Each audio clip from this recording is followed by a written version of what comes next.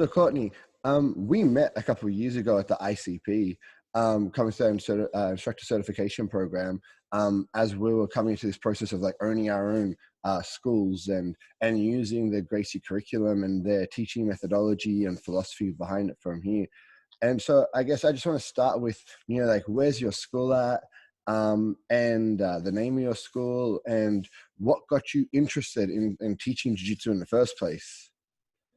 Cool. Well, yeah, that's it started way back, and I really didn't even know about it, right? Wishing I would have had jiu-jitsu back in the day. But you know, I'm Cortney Meyers. I'm from Louisiana. I graduated the ICP in 2016. I was the first certified instructor in the state of Louisiana to go through the curriculum with Henry and Hedon, and me and my partner we had the first and only certified training center in the state of Louisiana for a little while. Now we have a friend of ours, Danny Sullivan, which is about 2.5 hours away. So we have a good distance apart, and man, we were really working that funnel in Louisiana to spread jiu-jitsu, in my opinion, the right way, Yeah. And but the name of my school is Gracie Jiu-Jitsu Youngsville. I'm in one of the fastest growing communities in our state of Louisiana, Youngsville, Louisiana. And we excited, man. I'm a first generation jiu-jitsu instructor in my family, man. Majority of my family can't even say jiu-jitsu, much less know what it's about. So Yeah. besides the accent, it kind of it's hard to say in general, right? Yeah. Yeah. I still stumble on it all the time. Like, I have a little bit of a tongue tie, so whenever I go to say it, it just kind of mumbles all together. Yeah. So you've got bullyproof, you've got combatives going on in there, you've got advanced classes going on as well. Yeah. And I guess, like, what was it for you that resonated about the Gracie curriculum?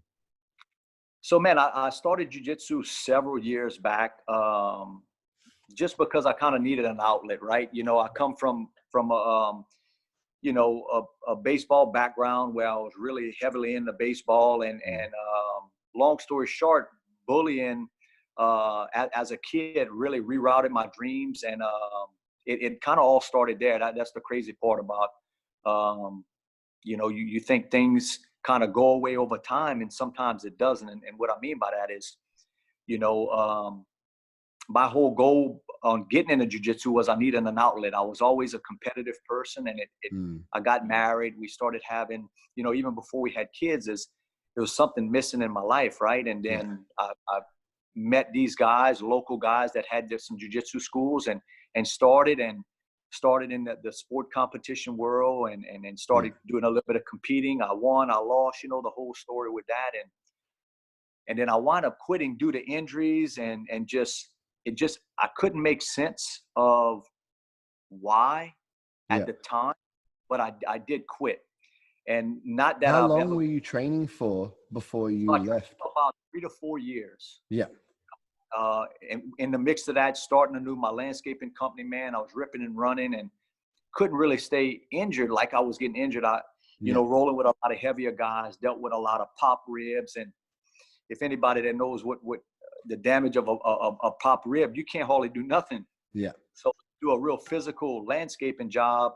It got to the point where I just had to pick my battles, and I said, man, I really liked my instructor at the time. And then as my son, years went on, my son turned 3 years old, and I said, man, I really want to do this again, because I don't want my kids to go through what I went through as a kid, meaning my dreams getting rerouted due to bullying, right?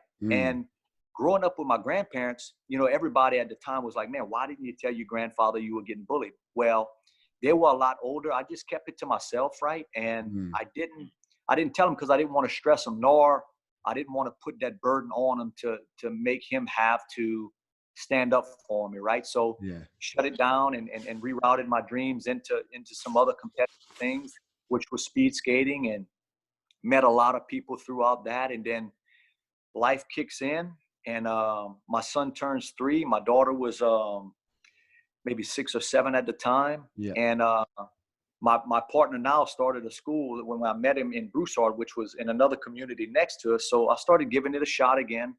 I was in there a couple of, maybe two years with him. I wound up getting my blue belt through him. Yeah. And, started competing a little bit. And actually I was competing to go to compete with him in Japan, long story short. And a good friend of mine's son had got assaulted at school. And so I got the video sent to me, and he reached out to me and he's like, man, Cortney, you've been doing jiu-jitsu, man. Can you help my son? And it was at that point where I realized, man, all this training I was doing, I didn't know how to help this kid. So it really hit me hard in my heart, because I'm thinking, man, what if this was one of my kids? Yeah. Right? So it was at that point, I went talk to my partner and I said, man, I'm not going to compete in Japan. Like, what? Are you out your mind? He said, well, what you going to go do? Why are you going to compete? I said, I'm going on a limb. I'm going to the Gracie Academy at the time, and I'm going to see what all this self-defense is about.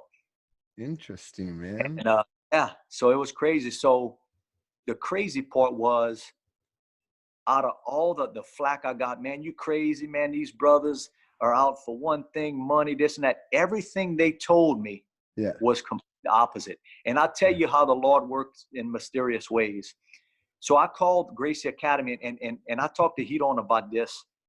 We've brought it up many a times, but how often would you see Hedon behind the desk, the front desk at the Gracie Academy? Hardly ever. Yeah. So I called. I talked to my wife about it. I called. Well, Hedon answers. And I'm like, call fine or whatnot. So this was a couple months. I told him exactly my story. He said, well, we'd love to have you come visit. So, and I had the video of my buddy's son that had got assaulted. And so about 2-3 months later, I head out on a limb, going against the grain of everybody around here. I'm going to see what these Gracie brothers are about, and what Gracie Academy and what Grandmaster Helio's self-defense is all about, right? Yeah. So I went up there for, I think it was 2 weeks, that trip. Wow. First time I was up there, knowing nothing, knowing no one. Stayed at the Best Western down the street. I would commute back and forth. I practically lived there for 2 weeks. Well, calling it signs, right? Whatever it's meant to be, the Lord works in mysterious ways, however you want to put it. I show up, taxi drops me off. I open the door. Hedon is in the lobby. Just the craziest thing. So I said, hey, man, my name's Cortney Meyers. And you know how those guys are. They don't forget anything. No, they're dialed in. Yeah. I said, man, I've talked to you a couple of weeks ago. He said, nah, it's probably about 2 months ago. He probably would remember when he listens to this, but he holds you to everything as well, right? So I remember I said, I did an hour lesson with him, and he's like, it was 45 minutes. And I was like, okay, yeah, it was 45 minutes. Okay. Yeah. It's so funny that they remember to the detail. Yeah. Like an elephant, man, just remembered everything. So he corrected me. He's like, no, I think it was like 2 months ago. I was like, yeah. Cool. So he says, hey, we're filming BBS 1. He said, come see. He brought me in the big green mats. The filming crew was there. It was him and Henner. He introduced me to Henner. And I watched the whole segment that they filmed, talked to Henner, talked to Hedon, and we took off from there, man. They gave me the yellow brick road in a nutshell of what I had to do. And what was crazy is they knew I was serious, but they didn't. It's funny how they didn't know how serious, because I guess so many people want it, but nobody follows through. Yeah. And, I'll never forget, they referred me to Carlos Diaz in Destin. Yeah. So I would travel to Carlos. And at the time, I was training at home in my garage with a few guys locally. Yeah. Trying to get the combatives. Well, at the time, it was the blue belt curriculum, right? Yeah. Before they got with Hickson and changed everything. And, man, I wound up getting my blue belt through them, because at that time, I was a blue belt, but it's like I hadn't earned it yet, right? I didn't believe in it yet. And once I started going through the curriculum and really owned it and tested and got promoted to blue belt through those guys, is really when I started like believing in myself. And then from there, you know, we got into the ICP, and man, you know, the chain of attacks from there, right? And graduated through the ICP, and then we were in Broussard, which was about, I was helping John kind of teach and stuff at the time. And I said, man, I want to open a school in our community, well, my community, you know, which was 15, 20 minutes away. And man, we went through the whole gauntlet, and I wound up locking the territory in and opening it up. And I just had so many fears going in, you know, with everything of the, you know, needing an enforcer. And I was scared about what was going to happen with the other schools, if I was going to get flack from them or whatever have you, man. And if there's anything that I can share in this video that would change somebody's life of what I've experienced or been through my life, or certain people in the world that's like, man, I'm so scared to open up my school as a blue belt or whatever. But I'm going to tell you, man, you following the recipe, it doesn't matter what envy, what hatred, whatever the community or surrounding areas give you, the guys that start the school, you don't need it. All you need is passion and following the brothers' guidelines and the recipe. And dude, I feel so confident, so motivated, so inspired, you know. And I was just talking to a friend of mine the other day. I said, every time I go to the academy, and I'm sure you can, and me, you and Scott, last time we had visited, we pretty much say the same thing, right? Even though I try to be a good instructor, the best I can be, every time I go to GU, I come back and realize how much better of an instructor, a teacher, a father, a friend, you know, how much better I can be. And you don't get what I found in jiu-jitsu is with you guys, all you guys that I look up to, right? That have reached whatever this word is called, pinnacle, right? Which is the black belt or whatever. What I've learned from you guys is you don't get anywhere else. You know what I mean? Everybody I've interacted with in my life from around the world in my other sports I've done, I've never got that camaraderie, that leadership, that mentorship. I've never looked up to so many people in my life like I do now. But and all it is, it's wind in our sails, man. It just, when you're getting that motivation and that type of leadership and that people inspiring you like that, it's hard for you to fail when you have that much support, you know? Yeah, that's so interesting, right? Because like you're right, in every other endeavor I kind of go through, there's like, you normally have like one mentor, like one person that resonates with you, that helps you carry through. And you hear that all the time, like, this coach helped me out, or, you know, there was this manager at work, or there was this person.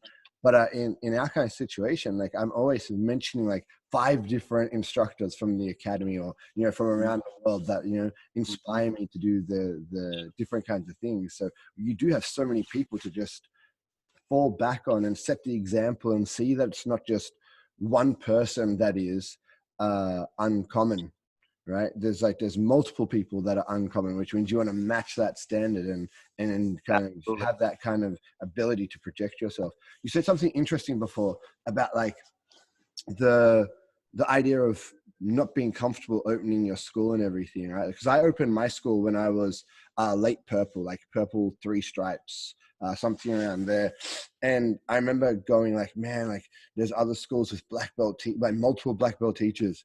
Like, I don't know how this is going to work out. I think it's a bad idea. But my wife is like, if you don't pull the pin now, like when we're about to have our first child, if you don't pull it now, it's going to become so hard for you to want to do it once you have kids and stuff, because you're going to be too scared about the risk. She's like, you just got to kind of pull the pin and go for it. And so I went for it, and I was doing good, but there was always that lack of confidence. So I was like, when I get my black belt, that's when I'm going to have my confidence. And I got my black belt and nothing changed. It was the same. It was, my confidence grew once I developed the skills to teach and run a school. The black belt, the jiu-jitsu had nothing to do with it.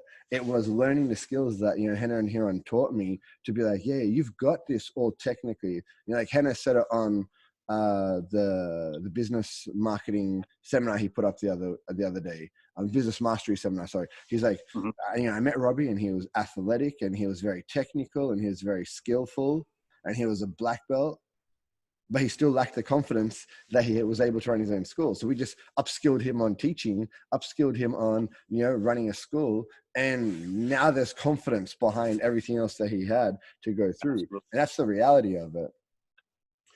Before, you were talking about like you grew up with your grandparents. So did you live in a house with your grandparents? Like, it was that your primary carers?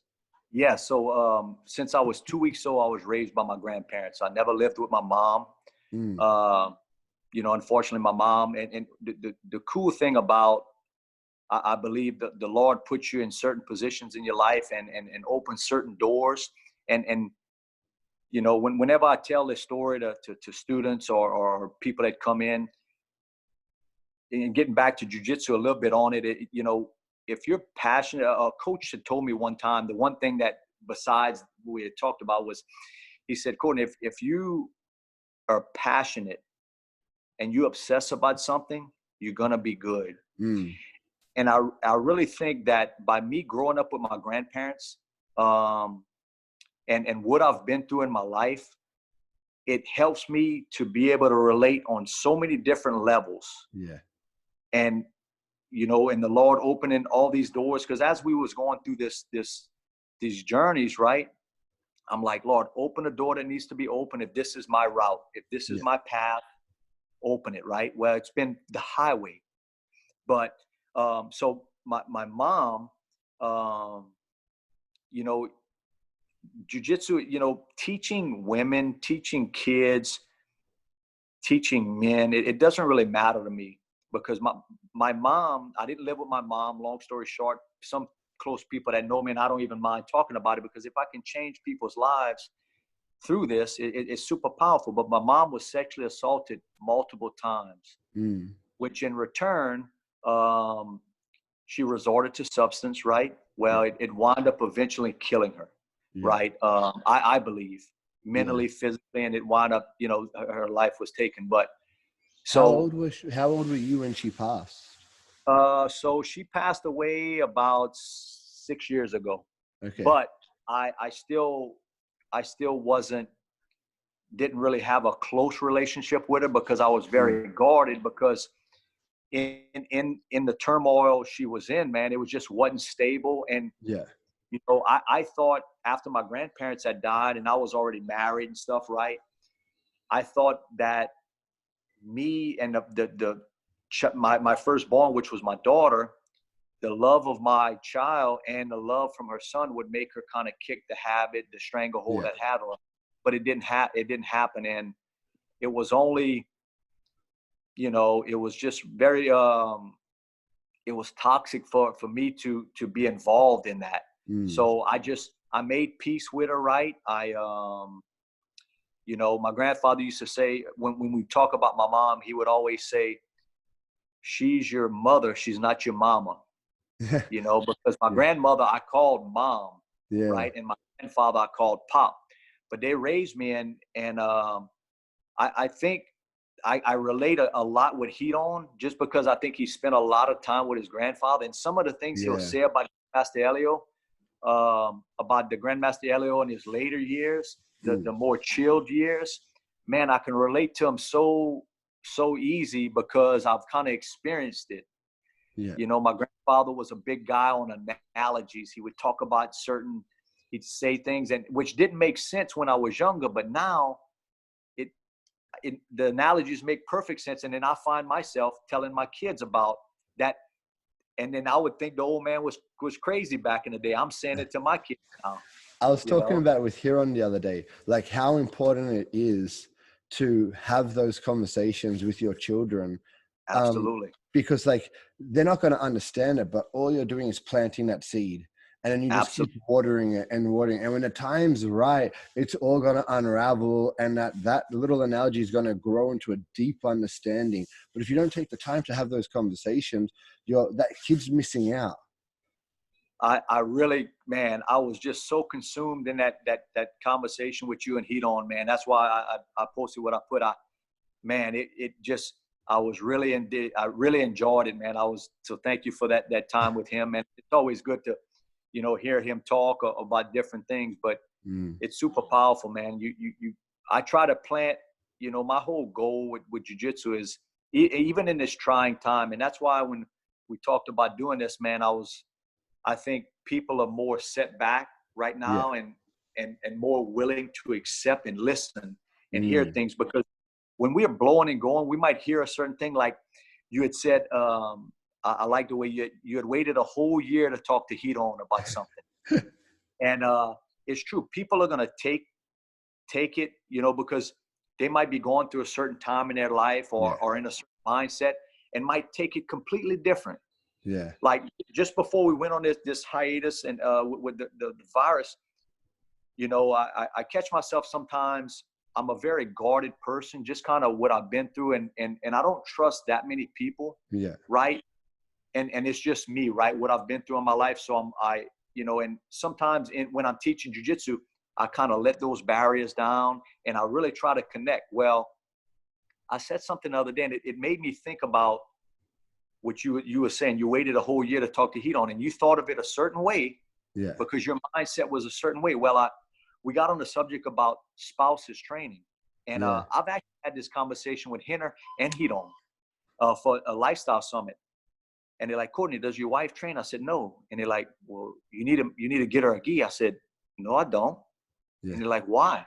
I said, my wife helps me with the gi orders. If she wants a gi, she can go to the school and grab her one. I said, there's no pressure on my end. When she's ready, she'll ask and she'll start. There's a good balance where when I told it, I had certain students that took it a certain way, certain students took it another way. And it was, some people took it completely wrong, with the reference of, well, he doesn't want his wife to train or this and that. And that's not what it's about, man. Look, and my daughter's a certain way.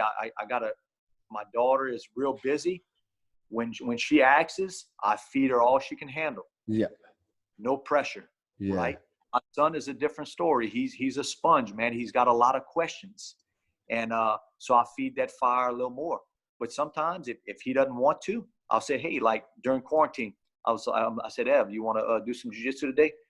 Not today, Dad. No worries. Yeah. You know what I mean? It's all good. So it was pretty cool to hear you process something for a whole year. You know what I mean? And probably ate you up for a whole year thinking and then when you and Heat On talked again, you articulated it in a totally different way. Yeah. So it was so interesting because I actually heard you say that statement when we were in LA last. You said about the gi and your wife, and if she wants it, she can order it. And when you first said it, I kind of did the same thing. I was like, oh man, like that's kind of like harsh or dismissive, and then like 2 seconds later, I went, actually, no, I do the same thing with my wife. Whereas if I push, she resists. Yeah. And when I back off, she approaches it a little bit more. And so it's like, I think because of the situation we're in, where we run the school and that we're so passionate about it, it can be very intimidating for a spouse to come in, not just in training with us, but then in what does the rest of the room think of me? The rest of the room thinks I need to have this dialed in. And it's almost giving them an unfair place to start their journey because they have so much against them in starting up. Like they feel like their back's up against the wall and the weight is so heavy. Pressure. Mm-hmm. Yeah, so much pressure. So you alleviating some of that and going, you know what? The environment is always here and the opportunity is always here.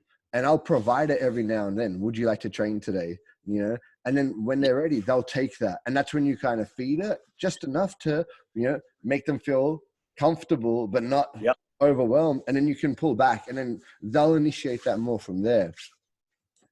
Absolutely. Because, you know, with me by nature, just because of, you know, and to go back to what happened, my grandmother was also sexually assaulted, and my Mm. grandmother buried a child. So look, the scars run super deep, and I've lived through that, right? I've seen the ups and downs and the roller coaster rides of, and how that can ruin a family, Yeah. right? And so by nature, especially with my what I'm scared of with my wife and my kids, right, is I want them to learn it so bad that I have to be careful how aggressive I get. Yeah. So jujitsu has taught me to slow it down, and when I do feed, when they are acceptable, right, or they ready, I gotta be, you know, slow and smooth. Yeah. And so that's kind of a fault of mine because of what I've been through in my life, and because my biggest fear is my daughter getting raped, you know, my son getting molested, you know, something happening to my wife. So, you know, me being me, what I've been through, I have that phobia, so to speak. Yeah. So I have to be careful in that delivery, right? Yeah. And it's interesting, right? Because most people would almost shy away from the topics of sexual assault. Hmm. And so they almost do the opposite. They do like the ostrich with their head in the sand, and they just Hmm. bury it. And they're like, it doesn't happen. It doesn't kind of exist. And you're on the flip side of it. You're like, you're so aware of it. It's happened to two members of my family already. You've got a heightened sense of And concern around it. yeah, and you know, it's crazy, man. Once I started dialing into to the Gracie's curriculum and the patterns of assailant, stranger, non-stranger, man, it just heightened the sense of you know, and I have these talks with my wife and my daughter and son, and Mm, man, I just, you know, I have to be very careful, especially with my family, and with students, I'm still passionate, and the ones that want to learn, man, I fuel the fire, right? yeah. Especially in the private classes and stuff, you know. So yeah, you're right, man.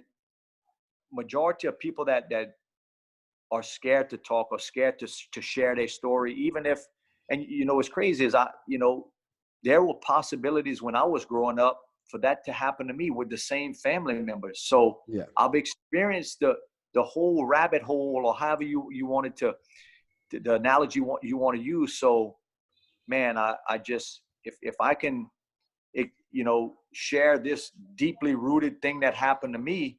Mm, And, you know, some people say, man, you know, the hardest thing of jiu-jitsu is walking through the door. I said, yes, sometimes the hardest thing to do is to share your story. yeah. I've heard so many remarkable stories that people would share. And the only way I find they would share them with you is if they trust you. Yeah. Whereas I find our biggest, for me, is I share my story with everyone. And they're Yeah. like, man, I can't, you know, even some family members, man, I can't believe you're sharing these stories about your life and your family and your mom and your grandmother and everything you Mm, experienced. I said, if I can, there's X amount of people, right? That probably happened to them. And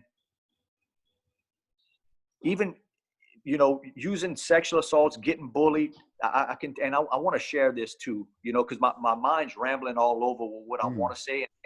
And I have a bad rambling switch. So forgive me, say, hey, coach, switch it off for a second, right? But Don't worry, I have a good summary switch, so I'll wrap it into something and bring it back to yeah, a point. yeah, I appreciate that.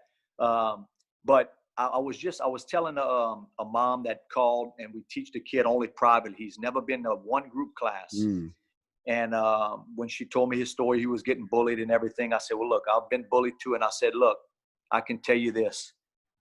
I'm about to be 43 years old. There's still, and I've never been more confident in my life about my being able to defend myself, right? yeah, And still, I'll go through certain things in my life, and I'll I'll almost will become like I can remember those times of getting bullied, yeah, and it affects me in certain ways in the position I'm in my life right now. yeah. And I told the mom, I said, just think about kids that don't get help. Mm, Okay, I said, you're doing your kid the biggest I said, the best gift we can give ourselves or our kids is the gift of self-defense, because I said, here's the deal. A confident kid is a bully-proof kid. Yeah. And I said, confidence in anything he's going to do in his life will make him successful. Yeah. And, man, she was so emotional about it. And she was like, man, I really didn't think of it like that. But one thing I got out of it was, she was like, man, thank you so much for sharing your story and opening up like you did. And I went in detail on a lot of things. And everybody's like, man, why do you tell a lot of people your story? I said, because, man, if I can help and this helps people come in, man, I've done my job. Yeah. You know, You have yeah, just talking about it, it gives you a chance to reflect on it yourself, and Absolutely. it allows you to understand it. Because I think with any kind of situation that people have found themselves in throughout life, they're going to continuously unravel it and work out how it's still impacting them to this day. It's like Absolutely. we never lose that connection to the events that have happened to us, but we do need to understand meaning and find the impact on what they're doing. Because there's times when you respond to something and you catch yourself responding and you're like, ah, man, that's not because of this person, that's because of my history with these type of events. Absolutely. And so it starts to form the way you interact with people. And if you don't catch it, you're going to continuously make those errors. So if you don't share and you don't talk on it, you're going to repeat it. And you can see people about to repeat the same errors that you made. Absolutely. Yeah. Absolutely. It's a crazy thing. And I don't know. I just, I'm so thankful and grateful of, you know, I think of sometimes, man, like I walk through the door and jiu-jitsu is helping me, but man, at the end of the day, I think jiu-jitsu found me. Yeah. You know what I mean? Somehow, some way it found me and bit me, and being able to give back, you know, but, and you know what I also find too is, like, some guys, they don't, and I'm not putting myself on a pedestal or anything, I'm just being me, right? But I find that some people in a certain position, like let's say an instructor in my case, right? Yeah. Okay, instructor community, they don't tell their real story of what they've been through, because they don't want people to think lower of them. Yeah. They want to be high on this pedestal. And for me, you know, yeah, I have personal goals, right? With, you know, certain ranks and this and that I want to accomplish, stripes and this and that. Yeah. And, you know, I want my school built on a solid foundation. I don't want my school built on sand and built on what I used to be, Yeah. you know, meaning medals and all this. I want to be able to, you know, and what I mean by that is, you know, one of the Hedon had said one day, you know, about his grandfather, and man, it just, you know, when you hear something, it just makes perfect sense. So he's like, in my grandfather's later years, could this person beat him up? Yeah, probably so. My grandfather was 80, 85 years old. Yeah. So my grandfather would say, you know, tell him, hey, tell this 200-something pound guy, mount me, see if he can choke me out. And they couldn't choke him out. Yeah. Wasn't he just, but I want to be known as that guy, you know, or first generation of this, and hopefully my son will take over second generation as, man, my dad was a very good instructor. I don't want to be this big tough guy that can beat up everybody at the school. I want to be able to deliver the message. Yeah. Right. Because I remember David from Australia, he was joking one day, because he heard me say this analogy: you can't rooster like you used to. Yeah. And it just kind of all made sense, because we was talking to Hedon and Henner, and I just had so much in my mind at that summit.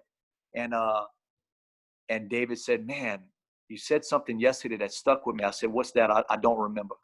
He said, you talk about you can't rooster like you used to. And he said, what did you mean by that? And he said, so he sent me a little video later, and it was a rooster that said, can't rooster like you used to. Everybody taps to Father Time. Yeah. And man, it just, like, I got hit in the chest with something, and it almost took my breath away. It's like I was searching for that answer of how to articulate it, and he gave it to me, and I was like, that's it. Yeah. It made perfect sense that, you know, you can't always be the tough guy. And what I'm trying to do, maybe starting jiu-jitsu later in life, is and being around you guys and learning Grandmaster Helio's mindset. I'm learning that at an early age to where I can take care of my body.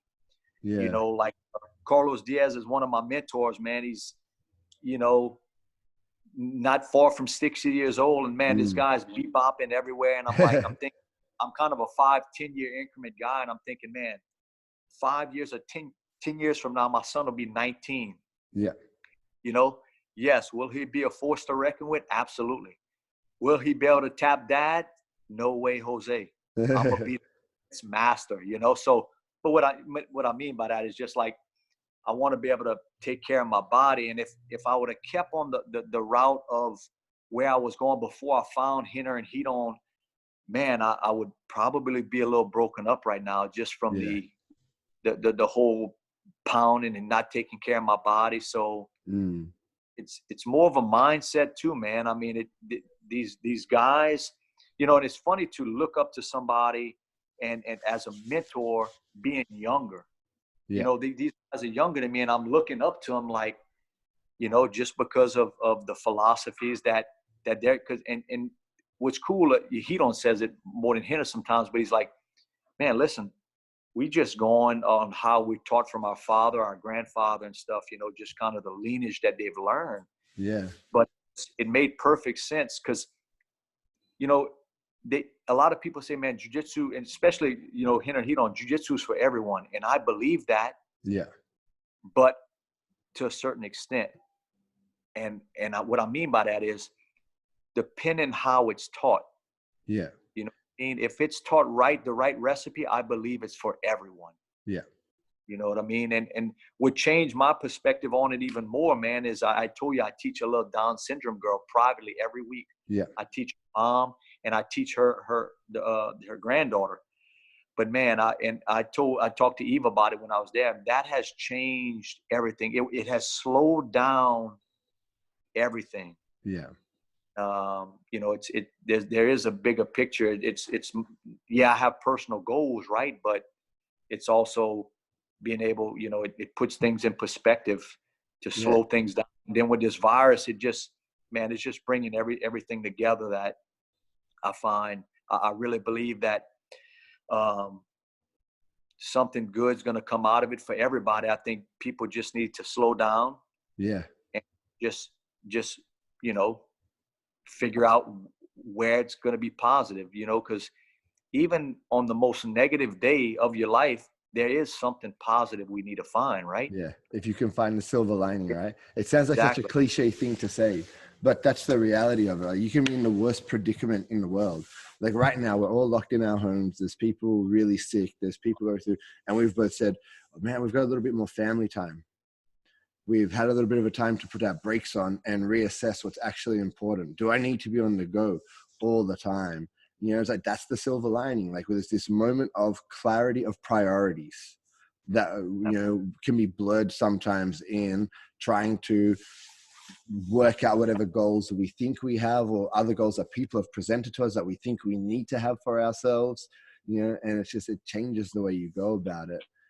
You were talking about teaching the young girl, I mean, how that helps slow you down, because you could see the impact that's having on her, but requires that little bit more finesse in getting her to get the information through and seeing the impact of the Bullyproof program on her. And earlier you had mentioned, you know, that you had started being on the receiving end of bullying quite young in life. Around what age was it happening to you? So, man, it started my whole, you know, and mainly it was through school, all my grade school, from certain select guys, and it carried into my sports, right? Yeah. In which me and my brother, even though me and my brother didn't live together, because I lived with my grandparents, he lived with my mom, Yeah. with my two sisters, but we both were passionate about baseball.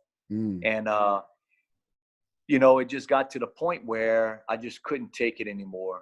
You know what I mean? I couldn't take the bullying no more. And, you know, I didn't want to tell and expose it to my grandparents to stress them. So I just kept it and kind of diverted my attention into, you know, some other hobbies, which was speed skating. And I wound up traveling around the world doing that, and Yeah. and got really good, you know, with that competitive mind, right? And then when I moved back, you know, this was multiple years that we did that. I wound up moving back and met a guy named Ricky Brock, which it's a very you know, a special place in my heart for me. It was like a mentor. He took me in and kind of just mentored me through those competitive years, right? Yeah.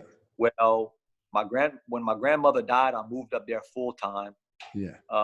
With the you know, with my grandfather agreeing with it and saying, "Hey, man, go follow your dream. I'll be all right." Well, not realizing the turmoil my grandfather was going through at the Mm. time, he wound up getting sick, passing away. So I was able to come down right before he passed away. Yeah. Kind of made the peace, and then got into life, right? Yeah. And then, talking about getting back into, like, what made me find jiu-jitsu, right? Landscape and lawn care around this state, right, is real competitive. And I remember, you know, I kind of ran away from my problems, ran away from the bullies. When I came back, got married, settled down, and kind of put that on the back burner, where it wasn't until I got in a heated altercation one day over the smallest thing, but the guy that did it was kind of like a cocky guy. And Yeah. it was at that point that I realized, wow, it brought me back to my childhood again. And I said, man, I have to do something to be able to change that. Yeah. That all got me started in the jiu-jitsu, and I needed an outlet. I thought it was going to be a good fit. And yeah, I was getting tougher, but was I learning a whole bunch of jiu-jitsu? No. It's interesting, right? Because like we have this saying, the hurt, Uh-huh. right? And so like you can hurt somebody else or you can hurt yourself, right? Mm-hmm. And so part of it is, what I'm hearing is you're in a situation where you're being hurt and you end up hurting yourself by taking yourself away from baseball. Right? And because Mm-hmm. I can hear how passionate you are about it. And I, you know, when I talk to you about your son playing, like you don't miss the games, you make sure you're there. You flew back early from LA to make sure you're there for the Yeah. game, right? And so like you're kind of connected to that for two reasons, like through your son, but through the passion that you had taken away from you in that situation. Mm-hmm. And then, you know, you're finding a situation where you're in this altercation with this guy and you realize like you're reverting back to those same behaviors. And then, so you go, I need to find something to deal with this. And then you put it into jiu-jitsu, but through a competitive aspect with no philosophy behind it. And it's just like, be aggressive, take the other person out. And now you get to be in that position where now the hurt other people. And so Mm-hmm. it kind of just keeps getting passed on to you through the situation until you found something that switched your thinking about how to manage these situations, which is the philosophy behind jiu-jitsu at that point. Yes, absolutely. And you know, a lot of people would say, man, you know, and that was one thing about baseball. My son started baseball. My daughter does dance and gymnastics. Mm. And I'm like, I have the same philosophy on anything, because my biggest thing is I loved baseball. My son started baseball because he wanted to start baseball. I don't want to live my dream through him. Only thing I do is, man, I support him 100% and I fuel the fire. Yeah. If at some point he'd say, hey, man, I don't want to play baseball no more, no worries. We're going to fulfill what we need to fulfill. And that was my whole thing with jiu-jitsu. Do I want him to compete? Do I want my daughter to compete? Only if you want to. Yeah. You know what I mean? My whole goal is I want to give them the tools, because my biggest thing, you know, and you know the philosophy, but a lot of people doesn't. Yeah. We can't always be there to save our kids, right? Yeah. Dad can be X-rank belt, but if dad ain't there and the damage is done, all the love, all the money and everything that we have can't take that away. Yeah. The same. Whereas jiu-jitsu, I want jiu-jitsu to be the chaperone, right? When I'm not there, jiu-jitsu will be there. That's it, right? Because like we can't always be there to step in and protect. And if we almost do that, if we go like I can do this, like something goes wrong, dad will step in. We almost develop learned helplessness for our kids, because they're like, I don't know how to deal with this myself. Like, where's dad? Where's he coming to sort this out for me? And then it doesn't get fixed. And so what do they learn? They learn, oh man, I don't have the ability to do this. So then they have learned hopelessness. It's hopeless. I don't have the ability. And that's when you see that descend into these more difficult mindsets, these negative mindsets that go through. So like jiu-jitsu is the vessel to kind of give them the opportunity to develop those skills so they can walk around going like, I've got this. Like dad's got it for himself and I've got it for me. And so that you just want to fuel that in your child. Absolutely, man. I was, and when we talk about bullying with our new kids that come in, man, I tell the parents, and I always leave them with this. I said, 99% of the people that you'll get all in an altercation with, your kid is going to be unskilled. And I said, a kid will not know what to do when they're verbally attacked, much less what to do when they're physically attacked. Yes. And man, I don't want them to kind of rely on being under dad's wing, right? Yeah. And if I can change, especially my kids, and now that we're in our community, man, I told you about our deal. I want to try to give back to the community and the schools with our, I don't want to let the cat out of the bag too soon yet. Yeah. Keep that one in your chest. Yeah, right? Yeah. But we want to give back, and I want to give back to these kids that are getting bullied, where, there's majority of kids, and the numbers, where I want to be able to change these kids' lives, and kids that maybe want to play baseball or want to do this or want to do that, and don't do it because of bullying. And I want to be able to change that, as best as I can, right? But I think we're doing a pretty good job in our community. And I was just telling somebody the other day, I said, man, we are running this school quarter throttle. Yeah. And there's a whole lot more to come. So y'all just hang on. We're coming, Yeah. And jiu-jitsu is coming with me, That's it, man. It's so much, like you said before, a bully-proof kid is a confident kid. And like your confidence is booming at the moment, right? It's like, but you didn't have that before. No, man, it's a powerful thing, man. I find even me in my business of my landscaping company, right? I've become so much more of a better salesman, a better friend, a better boss, a better father. And I give it all to jiu-jitsu, man, because it's teaching you to stay calm in the chaos, because before, talking about, you having certain things done in your life to you, you're going to react a certain way, right? Yeah. Well, any and all times where I felt like I was getting verbally attacked or whatever, I was so defensive, right? Because of what I've been through. Or now I've taken that more relaxed approach, think about what I'm going to say before I say it. And man, it's true. It's like the more and more I get into jiu-jitsu, the more and more I learn, the more relaxed and almost like the least confrontational I even want to get, because I don't even want to waste my energy, Yeah. Pretty powerful thing, not reacting off the emotion,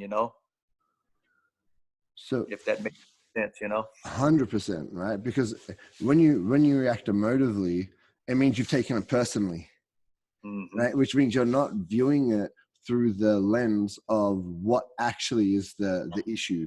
You're viewing it as what's the issue against you. And so then the ego kicks in, because you're like, well, now I need to like stand up for what I believe in this situation, rather than, no, logically, this is what's happened and this is what would be the best outcome for that situation. And this is what's going to benefit everybody in this situation. And so you're just developing that patience to have that ability, to have that mindset behind your actions. 100%, man. Powerful, man. And it's, we just, we bought the lottery ticket, man, and we aim and close to start to scratch it. You know what I mean? Well, it's interesting. I've heard a lot of people say that this week, like we're very lucky, or it's that lottery ticket thing. And it all comes down to luck, right? But what is luck? Right? Luck is good planning and preparation, and then executed when opportunity is there. So it's not luck, right? Because you did the work. I don't believe. Yes. Yeah, you did the work, and then seized every opportunity as it comes up, and we'll continue to do that because you have the passion to drive you behind it. So it's really cool to hear, right? And to like do that at a point where you said before, like I didn't know about a blue belt being able to open a school and run a school, right? but you can because you executed the plan properly. You learned the material, you learned the jiu-jitsu, you're developing your jiu-jitsu, you're developing your teaching skills, you put it into practice, and now it's paying off in that route, and you want to pay off for more people, right? That's what conversations like this will do. It will provide an opportunity for you to really have that outlet to be able to provide the jiu-jitsu, the philosophy, the interactions, the connections that you want with other people. Absolutely, man. I'm always kind of, I believe jiu-jitsu is a beautiful thing, right? And with everything, what we do is mastery will come with repetition. So the more, I was just telling my son that he was doing something with his baseball the other day, and I'm like, would you rather practice for an hour, maybe 45%, or practice for 15 minutes at 100%? I said, each repetition you do, let's give it the all. We was doing a trap and roll the other day. He's like, just doing that. I said, are we going to get better at that?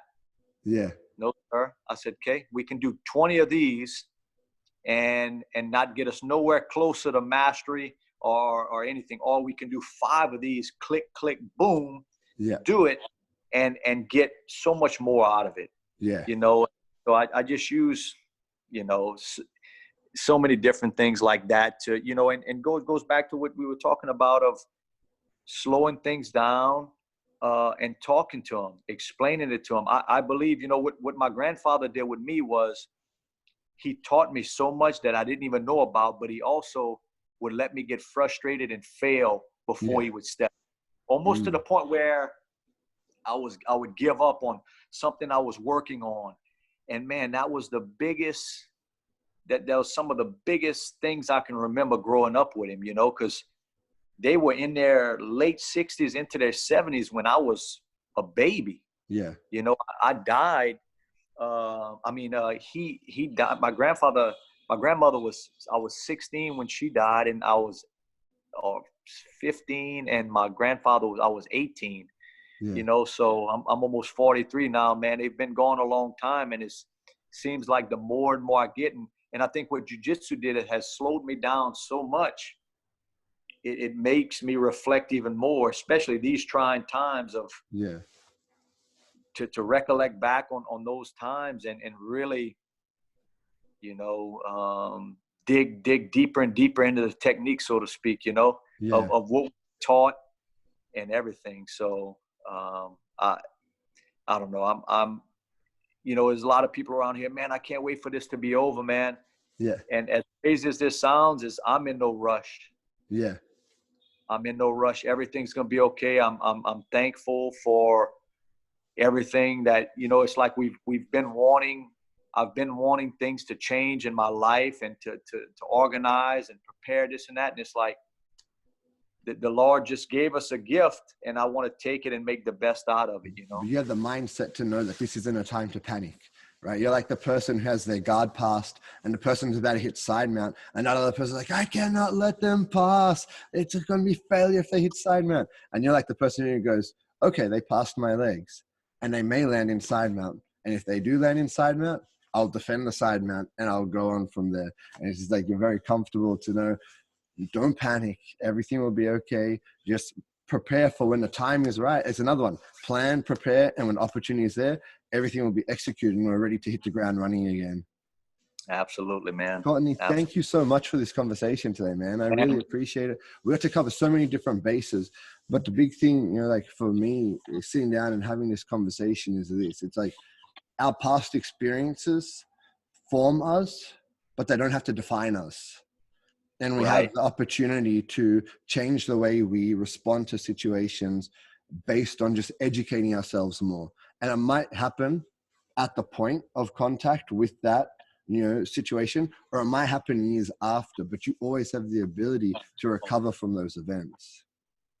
I believe that 100%, man. And the pleasure's all mine, man. I appreciate the opportunity. And, I've been wanting to kind of to share the story, and it just never really worked out, man. And, I hear a lot of, see a lot of the black belts getting interviewed, man. And I'm like, man, we got some purple belts, some blue belt guys that got some really cool stories that can really change people's lives too, man. So thanks for the opportunity. I can't No, wait to and spend thanks time for with reaching you out again. and letting me do it with you, right? Because I agree. I think black belts aren't the only people that have things to offer. It's almost putting the black belt on too much of a pedestal and saying, you know, like with the black belt comes immediate interpersonal knowledge and the ability to articulate. And it's not true, right? There are people coming with all different skill sets in all different ranks. And I think it's important that we talk to everybody, because we are going to hear these different stories that are going to resonate with different people and help them take action on the things that they want to do in their life. Absolutely. Thank Can't you. wait. You're welcome, man. Can't wait to get up there and see you guys, and stay safe, stay healthy, and we'll see you soon, brother.